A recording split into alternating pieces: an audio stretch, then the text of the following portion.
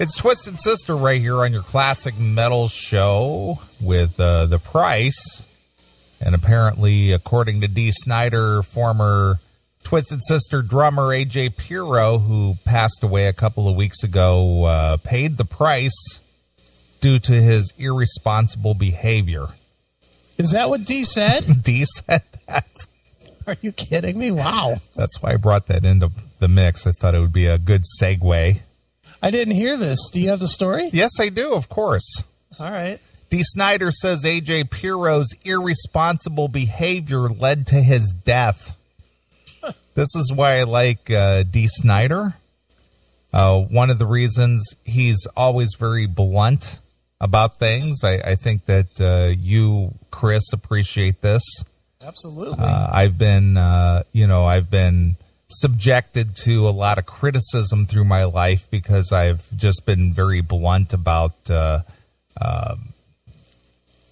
speaking out and saying how things are, because I'm not one of these people who go, "Aw." Right. I just go, you know what? Yeah. This is what happens when your actions totally dictate what happened to you. Right. Sure. And Dee Snider is one of those people. Twisted Sister singer Dee Snider says that the band's drummer A.J. Pirro exhibited irresponsible behavior by not having himself checked out for cardiovascular disease before his tragic death last month. Okay. Pirro died at the age of 55 while on tour with the band Adrenaline Mob after members of the group failed to rouse him on their tour bus on March 20th. He was taken to the Poughkeepsie, New York hospital and pronounced dead of an apparent heart attack. Do band guys regularly go and see the heart doctor before they go on tour? Well, regardless if you're a band guy or not, it's just good idea for good health practices, no matter what your profession is. Yeah. I think this is what Dee's saying, because if you know Dee, and I know that you follow Dee. Yeah, sure. He's a very, very in shape guy.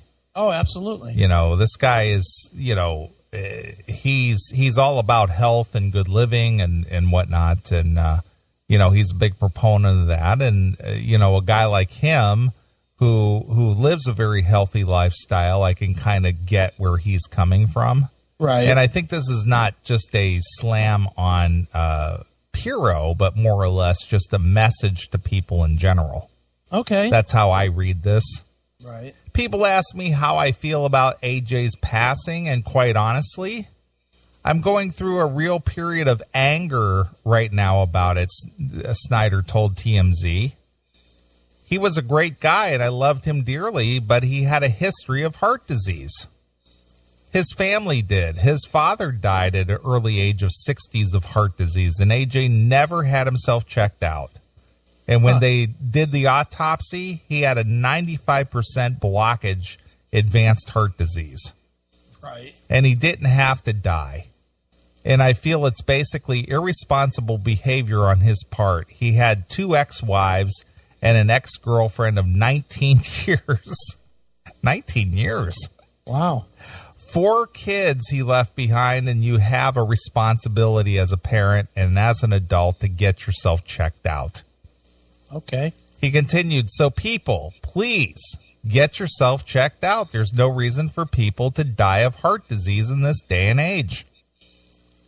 Okay. In a statement to the House of Hair, Snider reiterated the same sentiment. He said, this is a very unfortunate reality of irresponsible adult behavior. Not only did A.J. Pirro have a family history of heart disease, which he allowed to go unchecked, but he did not have a will. He left behind 2 ex-wives, a longtime girlfriend, 4 children between the ages, 4 children between the 3 of them, and a mess of an estate to be sorted out. Wow. Now this is infuriating. Okay. Mistrust and dissension amongst the family members about how to handle life after AJ. What a mess. While the legalities of the situation are being sorted out, Twisted Sister is doing a show to raise money to help the family out in the short term. And the unfortunate situation should be a life lesson to all to take responsibility for the world we create and will leave behind when we're gone. Now, see, I have no problem with any of those things. But you know that there's some whiny-ass liberal, pussy-ass, weak-ass son of a bitch out there that go, what a fucking asshole, man. Yeah, how dare Dee say that about a guy that just passed away? I know. But you know what? I read that and I go, you know what? Yay for Dee. Yeah. Yay for Dee. I wish there were more people like that. I really do. And that's a harsh reality, and I know it's unpleasant. But you know what? I like that guy. And if that guy stood in front of me and said that to me and said, I'm running for president, you'd get my vote. Yeah. Well, I certainly agree, too. More than anything he said, you got to have a will. What the fuck, man? How do you have kids and not have a will? What the hell is that? Exactly. You know, I mean, the rest of it, I mean, yeah, I agree with Dee's statement, you know, that he feels that way. And, you know, if you don't want to live, then you don't have to, I guess. But, you know, you don't have to stay peak health and all that other shit. But at the same time, you know, you gotta take responsibility before the fact. You know, you got to set it up right. You got to set up, if there's a trust fund or whatever to be set up, you got to do all that shit ahead of time. Yeah. Because you don't know. I mean, the fucking illusion that you're going to live to be 103, that's stupid. Exactly. You know, and AJ didn't. Well, you know, regardless of that, getting back to, you know, putting the focus back on Dee. Okay. Dee speaks just flat out plain truth. Okay, there's no mamsy-pamsy, oh, I'm so sorry. He's just like, this is the reality of it, folks. Yeah. You know, look it straight in the eye. And I know there are people out there that are going to take complete offense to that. Fuck them. Yeah. What a dick, man. He was your bandmate for 30 years, man. And this is the only compassion you could show, that he was irresponsible in his behavior. You're a fucking dick, man. Right. You know, and I go, you know, good for you, Dee Snider. I wish we had more ballsy people like that. Right. I wish life was like that. It's just like, you know what? Fuck you. If you can't take responsibility, you deserve what you get. Yeah. Well, but unfortunately, But look at what he got. He started out as a baby, and then he went to an icon, and now he died. So if you're at 10, 15 years old, and they said, hey, you're going to be worshipped by thousands of fans if you take this path, and then you take that path, and then you die. Aren't you happy? Yeah. Maybe you are. Well, you know, on the blabbermouth comments section, the first guy right out the gate, Gene Simmons, Dave Mustaine, and Dee Snider only talk shit. Let the man rest in peace, Dee Snider. Well, you know what? He probably didn't hear the complaint. Yeah. I mean, shit. If you're a rock icon, and that's what you grew up to be, as a high school student, that'd be the best honor you could do. Right. Now, we're looking at it from their perspective as their icons, and they want to bring that on and continue on in that passage. But as the average citizen, that is iconic to even reach that appeal. Well, again, I like the fact that Dee is just very straight and direct and forward with his thought process. And granted, it's only been a couple of weeks. Right. But the thing is he's just saying, hey, you know what? This doesn't have to happen. Don't let it happen to you. Right. Period. That's it. So whatever. But anyway, I thought I'd bring that to the table because Sure. I read that and I go, you know what? I applaud Dee Snider. Absolutely, man. You know, And again, in this pussified society we live in, Yeah. that doesn't fly. Nope, not usually. You're a dick, man. Well, speaking of people who passed before their time, Okay. or didn't have to die. All right.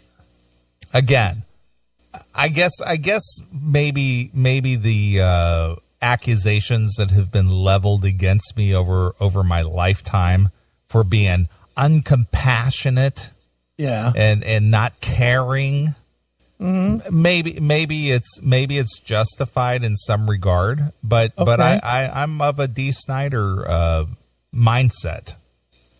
Well, this individual in Las Vegas kills himself after a casino revoked his lifetime free buffet pass. I knew you would. Damn, really? I knew you would love this. A man committed suicide just outside the buffet at a Las Vegas area casino resort early in the evening on Easter Sunday. All right. John Noble, 53, died from a self-inflicted gunshot wound to the head. He purposely chose the M Resort in Henderson, Nevada, about 15 minutes from the famed Las Vegas Strip as the scene of his death. Before killing himself, he set his own car on fire in the parking garage. Jesus. The night before Noble ended his life, he sent a box of his gripes against M Resort employees to the Las Vegas Review-Journal. Wow. Today, I end my life due to the M Resort Spa Casino and its employees, the man wrote in one of his 2 attached suicide notes. Oh, my God. 2. 2 notes. Noble blamed his then impending death on depression. He suffered from depression, he said, because employees at the M Resort had granted him a lifetime pass to free food at the buffet in September of 2010, but later took the perk away and, in fact, banned him from the resort completely. What did he do? All right, well, we're going to find out. All right. Noble indicated that the resort management instituted the ban because female employees felt he had been harassing them. Oh, wow. This information was part of an array of handwritten notes concerning the people he blamed for his misery. So here we go. I'm blaming you because I'm depressed. Yeah. You make me sad. Yeah, you gave me free pass and free food and this and that, and you made me upset. Right. All told, Noble poured out 270 pages of blame. Jesus, God, he wrote a book of blame. A manifesto. Oh, shit. The blame manifesto. I can't wait till it's being published. I would buy that book. Sure. He added a table of contents. He also created a 2-hour DVD.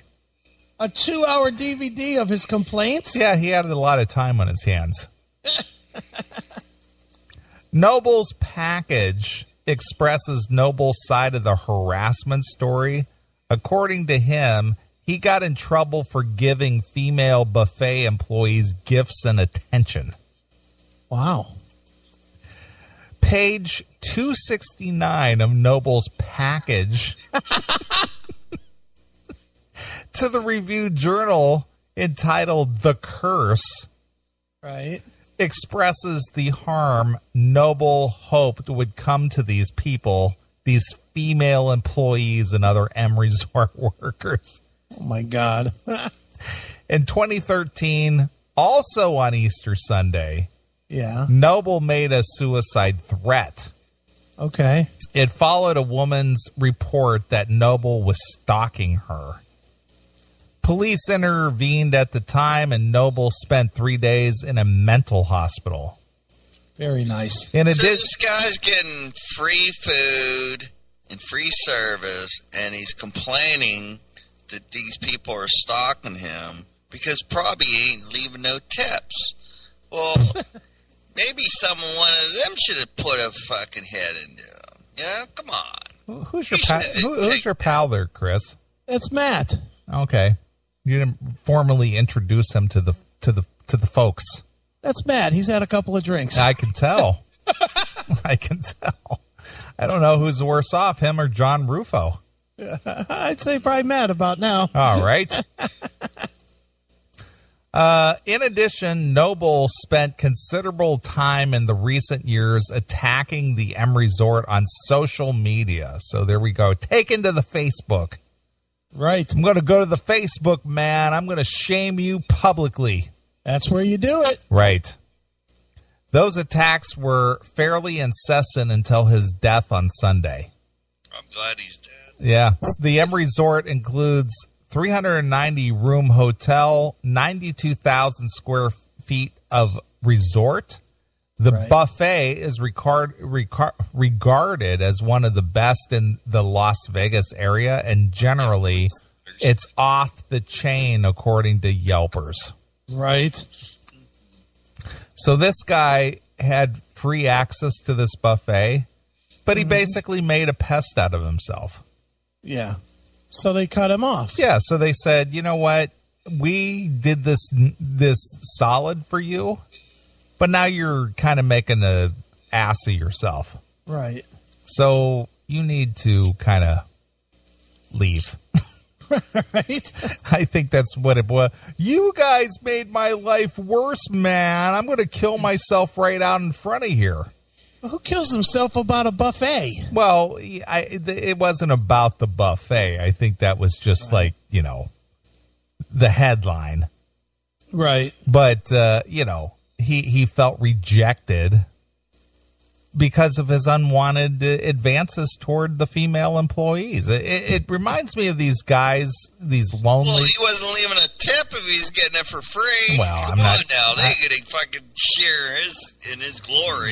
Well, this really doesn't. This really isn't boiled down to a tip. I'm sure he's making unwanted advances toward the female employees, and they're just like, dude, you know, leave me alone. Go eat your eggs and shut up. Yeah. Go eat your... for free anyways. Exactly. It reminds me of these lonely guys that go to these strip clubs and they befriend these dancers and they bestow a bunch of gifts on them and stuff. That chick really likes me, man. No, she's really just taking you for whatever you can give her. That's it. And when the money and the gifts run out, they want nothing to do with you. Right. Look at that picture AOR Rocks put in the chat room. And that Wendy's... Jesus. that Wendy's ketchup packet. Very nice. Splattered all over the floor. That's funny. I like that. That's good. How he found that, God knows, but that's good. Yeah, it is good. Well, here's something I thought of you, Chris, when I read this because I knew you'd appreciate this. All right. Once again, this is a Florida story. I don't know what it is that's going on down in Florida, but there's all kinds of dysfunction in Florida. Right. But apparently in Orange County, Florida, okay, 2 Orange County principals are facing a backlash after News 9 investigates. Let's see, what is this? After 9 investigates uncovered text messages they shared referring to female teachers under their supervision as vaginas on fire. Wow. What? Love it. That's actually reported? What the fuck? Well, let me read this again. 2 Orange County principals are facing backlash after texts are uncovered that they shared referring to female teachers under their supervision as vaginas on fire. Well, it sounds like sexual harassment said the teachers union president Diana Moore. I think that creates a very hostile environment for the employees at the school. Right. The text was sent by assistant principal Scott Peters to principal Daniel Merchant at Dr. Phillips Elementary School in September. Okay. The teachers are very concerned about it. Yeah, why? They're concerned about it. They're very upset. Yeah, Moore said. If your vagina's on fire, I'd be wanting to know about it. Well, again, this always comes to this false outrage over everything. Everybody's outraged all the time. Okay? You're right. The scandal, you're going to have to shut your friend's mic off there. All right. You're out, Matt. The scandal came known around the campus as, and this is so stupid, I hate this shit, Textgate. Oh, another gate. Another gate. And Right. led to an investigation of Orange County Public Schools. Right. The investigation file is hundreds of pages long. Hundreds of pages. Hundreds of pages? Right. In an investigation on some text? On some text messages. All right. District leaders turned over the documents after WFTV's lawyers got involved. Documents revealed Merchant, who has previous write-ups in his personnel file, was issued a written reprimand. Peters was given the same punishment. A parent of two girls at the school said the punishment was too lax. It should be more severe, said President Brian Fernandez. Channel 9 was not able to reach Peters for comment. The school district said it could not comment on personal matters. It's still unclear what the teachers were upset about that led to the principal using those words in a text message. Yeah, because words hurt, man. Right. Let's see here. There was more to the story. I don't know why I don't have this. Apparently, they wrote in a text message, I guess the teachers were having some kind of a meeting amongst themselves. And the one vice principal text the principal who was running late for the meeting. Okay. Apparently, the female teachers were having complaints or something. They were all upset about something. I don't know what it was. Okay. So the vice principal texts the principal who was running late for the meeting. Right. And he said in the text, "Take your time getting here. Vaginas are on fire." So it was just a basic sexist comment. Yeah, it was a sexist comment. Right. So it's just like, dude, don't hurry to get here. These chicks are just blabbering. Right. They're not doing anything. They're just running their mouth. Yeah, more or less. Right. So the question I have. Okay. You got two guys. Say it's just you and I.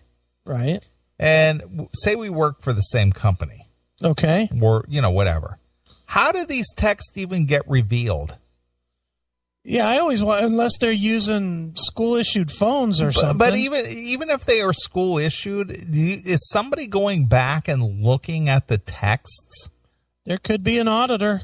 But who's that's amazing. Look at AOR Rocks in the chat room. Yeah, that vagina's definitely on fire. How do you find pictures like that? Yeah, that's on fire. Well, Holy smokes. here's the thing. Okay, so say it was a company phone or a school phone. Who's reporting this to the news station? Right. Who's doing that? I don't know. I have no idea. Who's going, you know what, 5 on our side, you need to get out here and take a look at these text messages between this principal and this vice principal, because they referred to the female teachers who were in an uproar about something as vaginas on fire. It's probably somebody that was looking for that position of either assistant principal or principal. But I guess the question is how does that even happen? I mean, Okay, Who knows? I can only talk about my personal way of doing business or knowing you the way that I do. Yeah. Are you on the phone calling Channel 8 News No, and saying you need to get out here and report on this? I would never do that, ever. Never. Fuck. I don't care what people say. Well, again, but this is the culture we live in. Everybody wants to be on the news or be famous. Right. Of So course. immediately, no matter what goes on out there, Right. how big or small, somebody is always taking the Facebook Right. or calling the media because they want to be on camera That's right. immediately. Right. Look at me. And it's not because there's a real concern about whatever it is the problem is. Right. They just want, it's all about them. It's not about solving an issue. It's all about me. Well, yeah. Well, dude, and we've gone down this road before. It's that whole new housewives of wherever fucking mentality. They think that they can be a shocking individual and that'll make them famous. And that'll make them rich. And ultimately, it's just no one gives a fuck. Yeah, I know, but it makes the sensationalized media all the time. And Yeah, but the media plays into it, dude. I mean, how many times now do you look at fucking Google or Yahoo or whatever, and you see the trends, and the trends are all this kind of horse shit. yeah. But I just want to know how texts between two guys make it out into the public. The only thing I can think of is that someone left their phone out and someone saw it.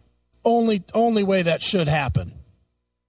Or one guy doesn't like the other guy, A or B. Well, I would assume, I'm assuming that these two guys are comfortable enough with each other Yeah, you would think. to trade those kind of texts between themselves. Yeah, well, and you wouldn't think that one would sell out the other because they both got fucking nailed. Exactly. So who's the one who's out there going, man, I'm taking this to the news station? Yeah, who knows? Some chick that worked there. She found his phone. Well, how does somebody find your phone? Who finds your phone? Do you ever have anybody find your phone? No, but I have had people, if I've left my phone somewhere, like at a party or something, fucking get on there and put bullshit on my Facebook. So you don't have your screen locked? I do now. Okay, because But I didn't always. I'm a single guy. I live in my own home. I mean, you've been here. Yeah. I have a screen lock. Yeah, I didn't always, but I do now. Sure. So who's looking at your freaking phone? Well, but if you don't have it, and and maybe this guy, I mean, I don't know the scenario here, but I mean, maybe this guy was hitting on one of these chicks or something at the work, and then he left his phone out, and she took a look at his phone and then saw that shit and was like, what the fuck? Yeah, and then she goes, I'm going to the media. Yeah, I got to report this. I could get some famous here. I can be famous shortly. Sure. Well, speaking of famous, Yeah. students are expelled. Tennessee 8th graders are suspended, rather, not expelled, but suspended for posting a teacher's mugshot on Instagram. On Instagram. On Very Instagram. nice. Wow. AOR Rocks found another vagina on fire. Holy smokes. Did you see that one? Yeah, that's a vagina on fire. That's fresh out of a circus. I'm telling you. It's amazing how these people find these pictures that relate to the stories. Oh, I know. That's crazy there. Yeah, it is. Well, anyway, a Tennessee middle school suspended 3 students. Yeah. Now, how do you suspend 3 students for one posting? I don't know. I guess it depends on how they came across the picture. I guess.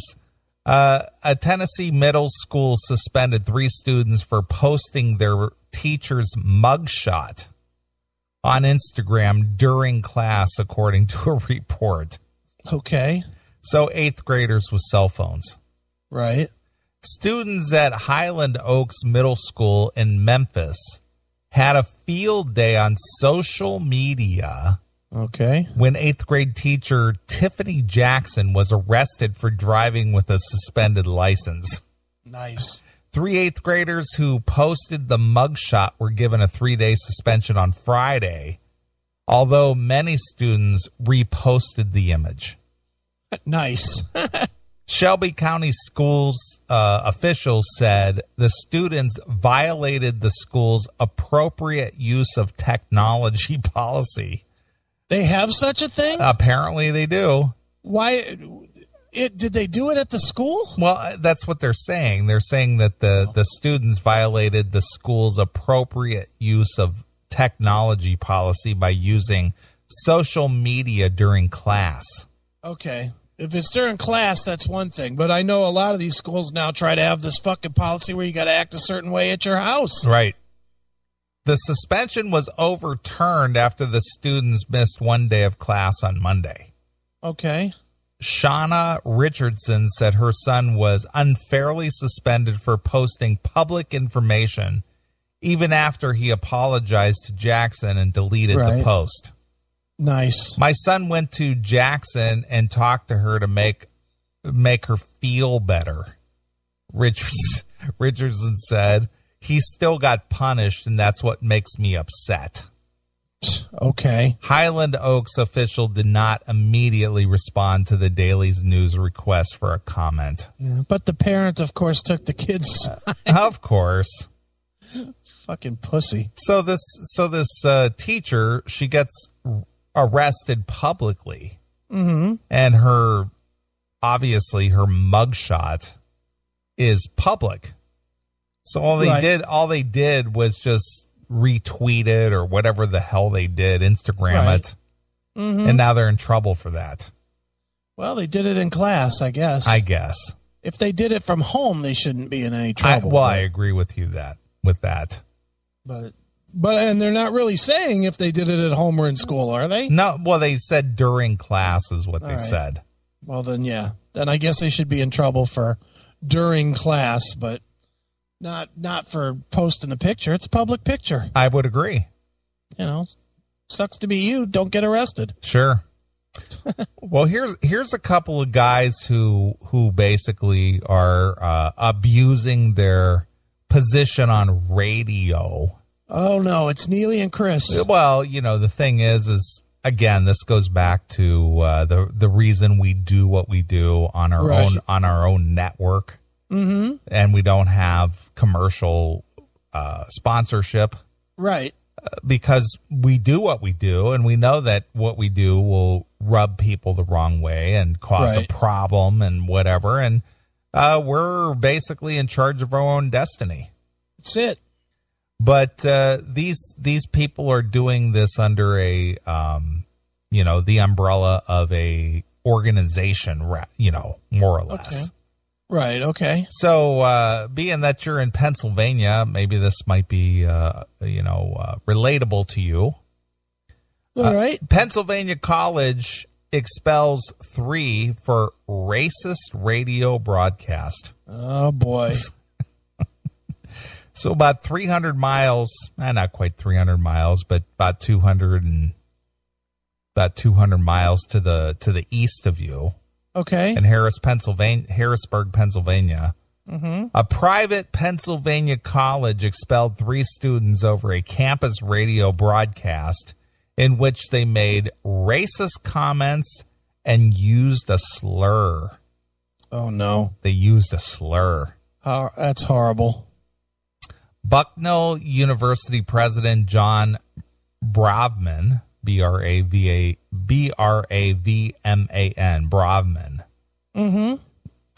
met with about 1,000 students and staff about the matter on Tuesday, a day after sending the late night email revealing the expulsions. Okay. This is what cracks me up. Every time something like this happens, there always has to be this meeting. Yeah, why? Because it's just like, well, we gotta calm the storm and we gotta smooth things over and right. Everybody's so touchy-feely these days. That's true. Alan Kilcaller, you're on the air. Go ahead and read the story, because this sounds very familiar to me. Okay, well, you might have read this. Their conduct... No, I went to a college in Pennsylvania, and when I did radio there, and they were very strict. Okay. Their conduct is an affront to our values, damaging to our community, and in clear violation of our community standards, he wrote to the students, faculty, and staff on Monday. Brave men... What was his name? His name is, let's see here. What's his Broadman name? Or something? Braveman. John Braveman is his name. Okay, never mind. He sounds exactly like our radio advisor. All right. Braveman did not identify the students, but shared their comments from a March 20th WVBU FM broadcast. The interest of transparency and candor. Transparency and candor. Nice. I thought that's what we heard from this current administration. Well, we've almost seen that. Okay. He said one of the students used and this is what cracks me up too, is in media and everywhere you go. The N word. Oh, easy. Yeah, I know. Easy It's just like, that. whoa, yeah, don't be offensive. N word. Right. A second said, black people should be dead. And the third said, lynch them. Wow. Bucknell spokesman Andy Hirsch said an inmate at a nearby prison heard the comment. A nearby prison? That's a bit much. Heard the comments and reported them to the prisoners' advocacy group. Oh, my God. So these college kids getting a little off the chain. Yeah. Doing, whatever they're doing on the air, and prisoners are complaining. Well, you must be, that you're really fucked up if the prisoners are upset about your broadcast. Jesus. The Lewisburg Prison Project. The group then contacted a university faculty member who alerted the radio station's advisor. Right. Hirsch said the school's senior staff investigated. The students were suspended and interviewed before the dean of students expelled them. Wow. I would emphasize that the context really doesn't matter once you see what was said, Hirsch said. Hirsch declined to say if alcohol was involved, noting the investigation is not complete. Right. So they figure that people who espouse racism over the public airwaves were under the influence of some kind of a substance, be it alcohol or drugs. That could be a little bit of a problem. I think that would probably be their second excuse. Well, I was drunk after the first excuse, which was, well, we were doing satire bombs. Exactly. I can tell you that there were other people at the station, he said.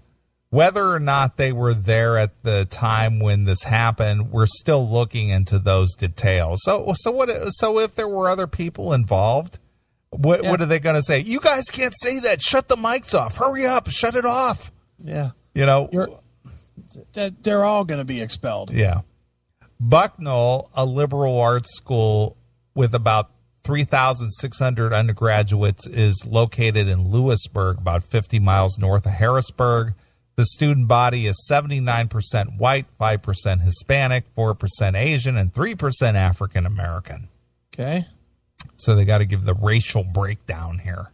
Oh, yeah, of course. It looks worse. Exactly. The Lewisburg Prison Project said an inmate at the federal penitentiary in Lewisburg wrote a letter about the comments.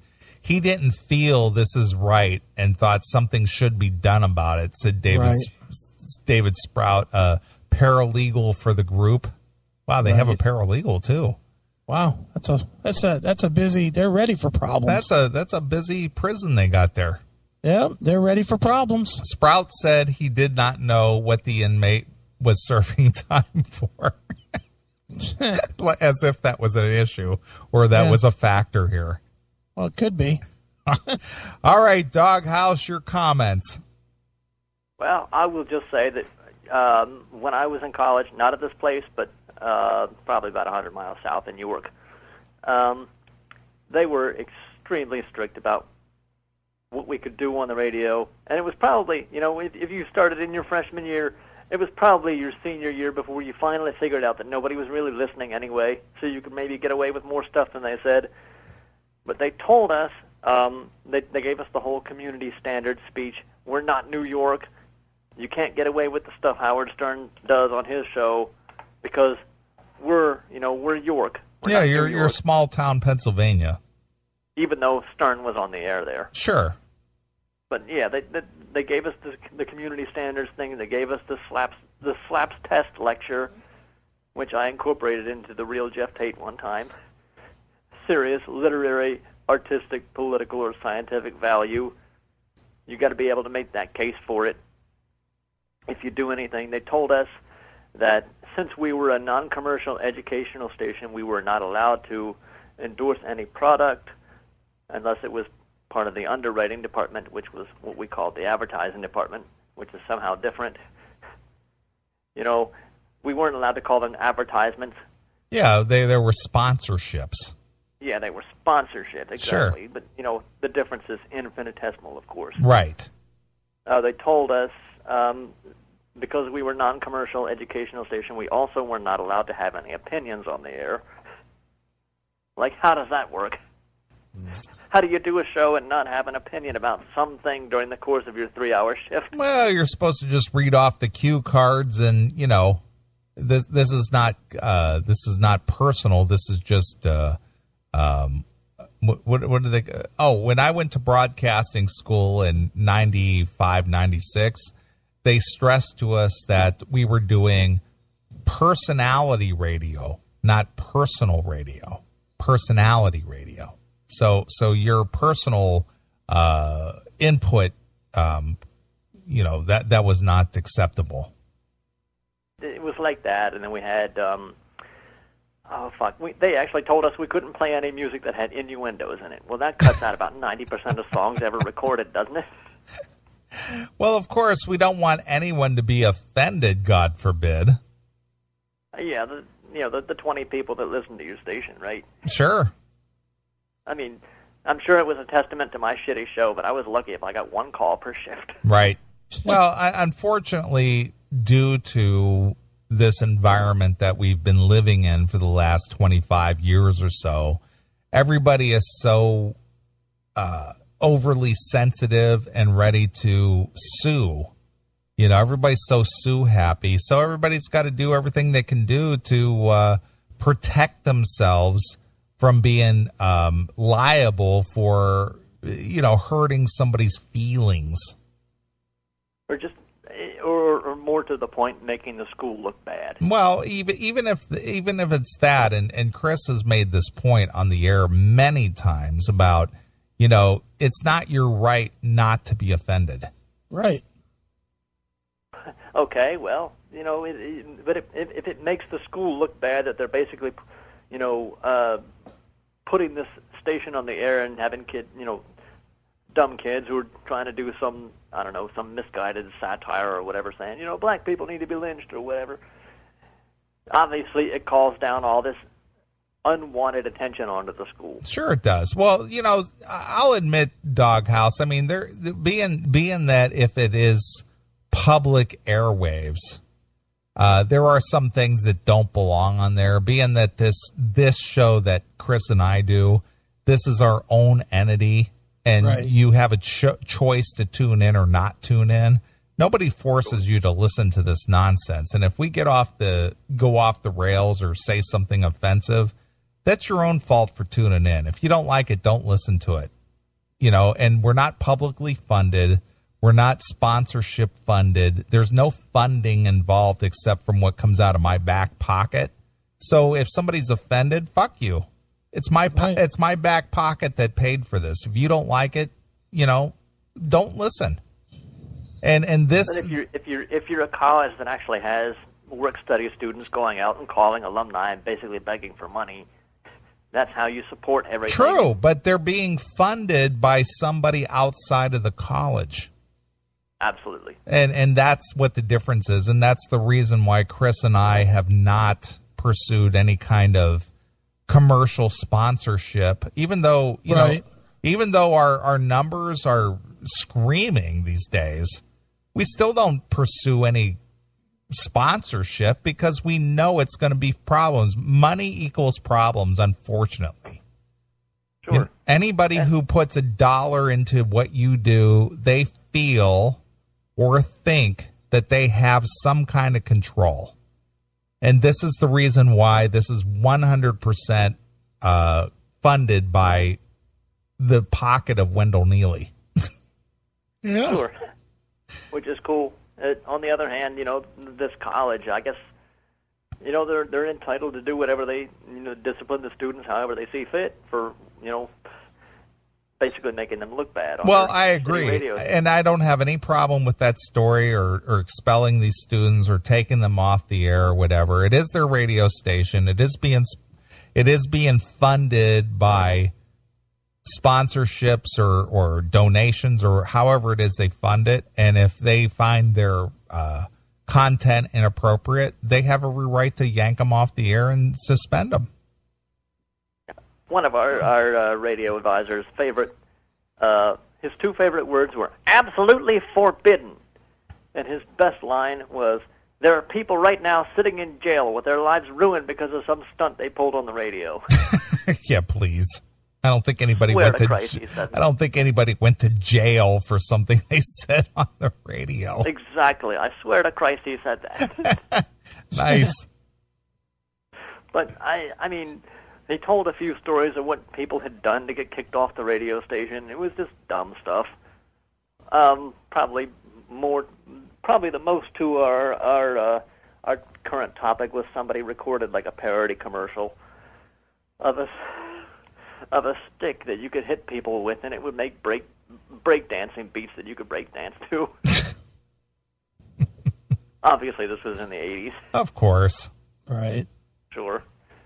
And, I mean, the stuff that people got in trouble for was just stupid. Of course it is. I got in trouble once for a comment I made off the air that someone in the next room heard me say to somebody else something about. I joked about penis envy, and it wasn't even on the air, and I got in trouble for it. Of course you did, because somebody got their panties in a wad over it. Right. Yeah, pretty much. You know, the whole thing went nowhere. I mean, you hear about the maverick days of wild, freewheeling college radio. That definitely was not the case. Well, that was the 60s and the early 70s, not no more. No, yeah, absolutely. I mean, it made you want to.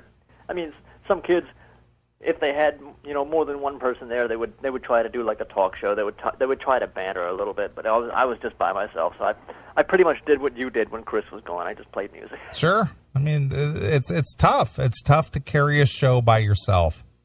And if nobody's calling you, you know, if I got one call, I would just basically play off the one call for a half hour. Right.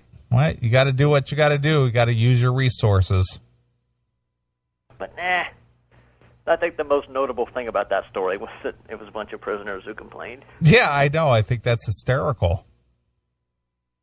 Prisoners are big radio listeners. What else they got to do? Exactly. Besides get shanked in the yard or stamp license plates or whatever. Or having gay sex in the shower. Well, sure. Maybe they were doing that when they heard the particular comment. Right. Oh, hold on, Rufus. Take that out. What did I hear? All right, that is all. All right, Doghouse. Fuck you, pal. All right. All right, don't go to another one. Play a song. Okay. I got to piss or I'm going to die. You got to piss like a racehorse. That's right, or I'm just going to explode here. All right, well, you got a song you'd like to hear? I don't know. Something by Badlands. Badlands Silver Horses. How's that, since I got to piss like a racehorse? Well, go to it then. So here it is. This is Badland with, what is it? Silver Horses. Silver Horses drags me away. Right. It's on Voodoo Highway. Got it.